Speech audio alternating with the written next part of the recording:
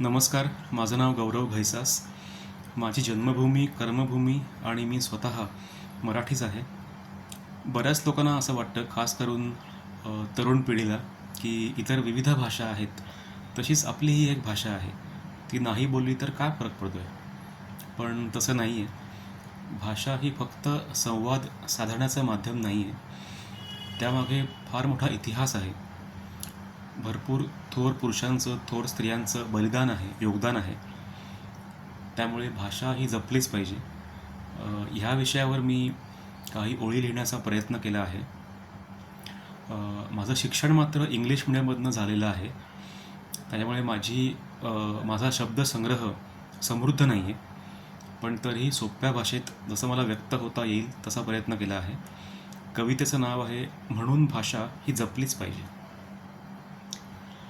भाषेने जोडलेलं असतं राज्य, भाषेबरोबर येते संस्कृती.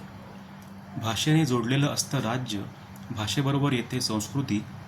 भाषेने जोडली जातात माणसं, भाषेबरोबर येते आपुलकी.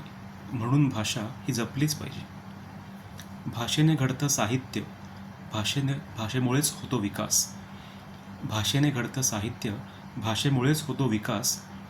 भाषेला असतो इतिहास, भाषेकरता करावा लागतो अभ्यास. म्हणून भाषा ही जपलीच पाहिजे. भाषेतून व्यक्त होतात विचार, भाषेतून व्यक्त होतात भावना. भाषेतून व्यक्त होतात विचार, भाषेतून व्यक्त होतात भावना. भाषेतून व्यक्त होतो अनुभव, भाषेतून व्यक्त होतात संवेदना. म्हणून भाषा ही जपलीच पाहिजे. भाषेला असते परंपरा, भाषेला नसते तडजोड.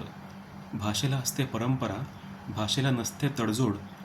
भाषेला असतो वारसा, भाषेला असते पराक्रमाची जोड. म्हणून भाषा ही जपलीच पाहिजे. भाषा जर नाही जपली तर व्यर्थ जाईल बलिदान.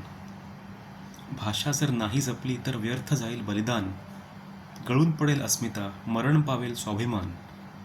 म्हणून भाषा ही जपलीच पाहिजे. भाषा म्हणजे कर्तव्य आपल्या सगळ्यांचं. भाषा म्हणजे कर्तव्य, भाषा म्हणजे आपलेपण.